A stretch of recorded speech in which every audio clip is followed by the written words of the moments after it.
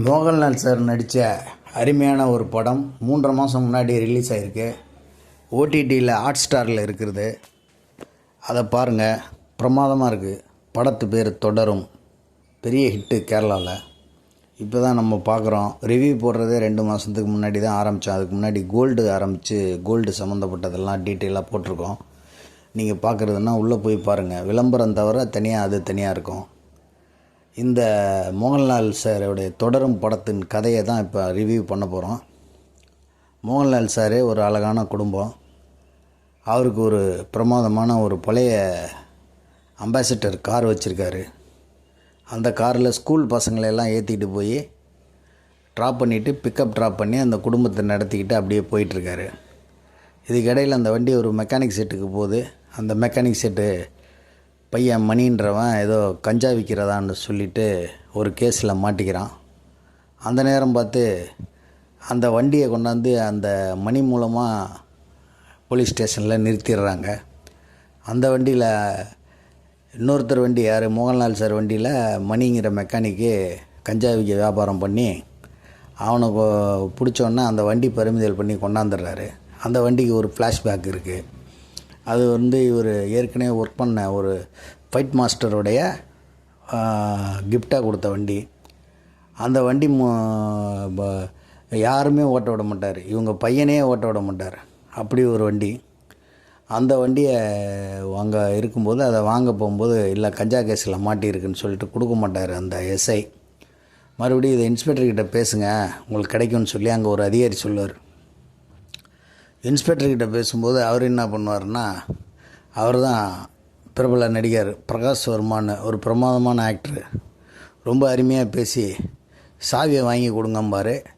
நிறைய எடிட்டிங் ஷாட்லாம் இருக்கும். அதெல்லாம் பின்னாடி அப்படியே அங்கங்கே ஆப்வேயில் ஓப்பன் பண்ணும்போது கதை சொல்லி முடிச்சிருப்பாங்க. பிரமாதமாக இருக்கும். எடிட்டிங் ஆர்டரு அட்டகாசமாக பண்ணியிருப்பாங்க. ஒரு மாபெரும் இமயத்தை படம் முழுக்க படம் எப்போ அடிக்க போகிறாரு, எப்போ காலி பண்ண போகிறாரு, எப்போ அந்த சம்பவம் பண்ணுற டைம் வரும் அப்படிங்கிற மாதிரியே கொண்டு போயிருப்பாங்க. என்ன ஸ்க்ரீன் பிளேங்க! சும்மா கேரளாக்கார பசங்கள்னால் சும்மா சொல்லக்கூடாது. டைரக்டராக இருந்தாலும் சரி, யாராக இருந்தாலும் சரி, என்ன எல்லாமே ஸ்பீடாக எடுத்து டக்குன்னு போட்டு அதில் எந்த அட்ஜஸ்ட்மெண்ட்டும் காம்ப்ரமைஸும் இல்லாமல் படத்தை கரெக்டாக பண்ணுறாங்க. ஹீரோவுக்காகலாம் மாற்றிக்கிறதே கிடையாது. படம் முழுக்க பார்த்தா விழுந்து கும்பிட்டுக்கிட்டு இன்ஸ்பெக்டர்கிட்ட கேட்டு கெஞ்சிக்கிட்டு, எஸ்ஐக்கிட்ட கேட்டு கெஞ்சிக்கிட்டே போகும். கடைசியில் பார்த்தா அவனுங்க ஒரு இடத்துக்கு அந்த வண்டியில் கூட்டிகிட்டு போய் ஒரு ஃபங்க்ஷன் அட்டென்ட் பண்ணிட்டு உனக்கு தர்றேம்மா, அப்புறம் அங்கேருந்து கூட்டிகிட்டு போய் இன்னொரு இடத்துல தர்றேம்மா. அந்த காட்டுக்குள்ளே போனோன்னா ஒரு சின்ன சம்பவம் நடக்கும். போகவே முடியாத ஒரு ரூட்டில் ஒரு பிரச்சனை பண்ணுவாங்க. ஏன்னாடான்னா இந்த வண்டியில் ஒரு பாடி வச்சுருக்கோம், அதை இங்கே டிஸ்போஸ் பண்ணுறதுக்கு தான் கொண்டு வந்தோம். அது யாருன்னு கேட்டால் இந்த மாதிரி ஸோ கல்யாணத்துக்கு போனோம்ல, அந்த பொண்ணை எக்ஸ் லவ்வரு அப்படி இப்படின்னு சொல்லி ஒரு பிரகாஷ் வர்மா ஒரு கதையை விடுவார். அந்த கதையில் அவர் உடன்பாடு இல்லை. இருந்தாலும் ஹீரோ அந்த வண்டி, அந்த கேரக்டரு, அந்த குடும்பம் அதெல்லாம் நினச்சி பார்த்து அப்படியே உட்காந்து அந்த இதே பார்க்க மாட்டார். போகும்போது அந்த காலை பார்ப்பார். பிஞ்சு கால். பெத்த தகப்பனுங்க எவனாக இருந்தாலும் இருதயம் உடஞ்சி போயிடுவான். பிஞ்சு காலாக இருக்கும். அதாவது ஒரு 19 வயசு மதிக்கத்தக்க ஒரு பையன். மிரட்டி வச்சுருப்பாங்க படத்தை. இறக்கி விட்டால் அந்த கோணிப்பை சாக்கில் போட்டு மூடி இருப்பாங்க. மற்ற இடம்லாம் தெரியாது. அந்த கால் மட்டும் ஆடிக்கிட்டே போகும். அங்கே கொண்டு போய் ஒரு இடத்துல போட்டுருவாங்க. ஒரு இடத்துல பார்த்தா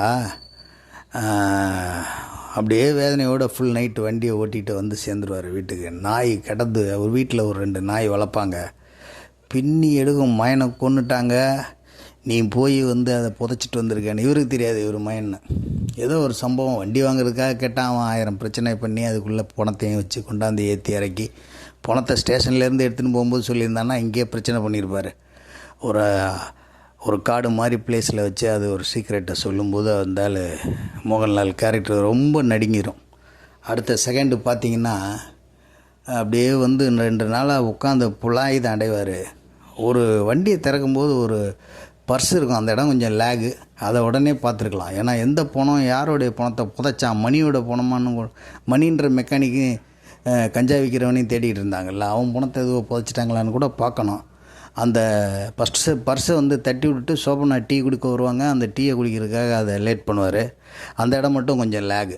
அந்த இடத்த கொஞ்சம் ஸ்க்ரீன் ப்ளே சரி பண்ணியிருக்கலாம், அருமையாக இருக்கும். மற்றபடி கொஞ்சம் நாள் கழித்து மலையில் போய் அதை தேடுவார் பாருங்கள். பையனை காணுன்ன போது போலீஸ் ஸ்டேஷனில் போய் ஒரு கம்ப்ளைண்ட் கொடுத்துட்டு அங்கேருந்து வண்டி எடுக்க போகும்போது பார்த்தா பையன் ஓட்டின வண்டி அங்கே நிற்கும். என்னடா என் பையன் வண்டி இங்கே இருக்குதுன்னு கூட கொஞ்சம் ஆர்வமாக கேட்காம அடுத்த நிமிஷமே நேராக வந்து அந்த பர்ஸை தேடி பார்த்தா புதைச்சது அவங்க பையன்.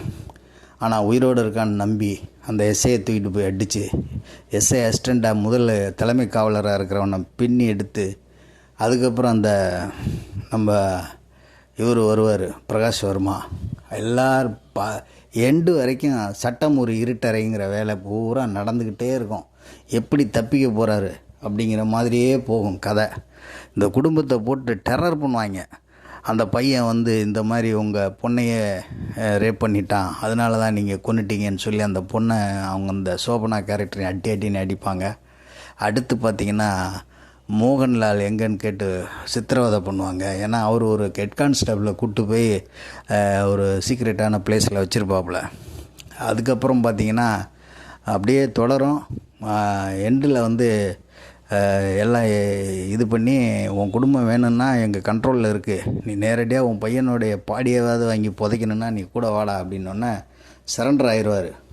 போனால் தலைவர் அப்படியே எதுவும் கேட்காம இருக்கும்போது இவர் தான் கொலை பண்ணதை ஒத்துக்கிட்டு அப்படின்னு சொல்லி பேட்டி கொடுத்துருவாங்க அவங்க.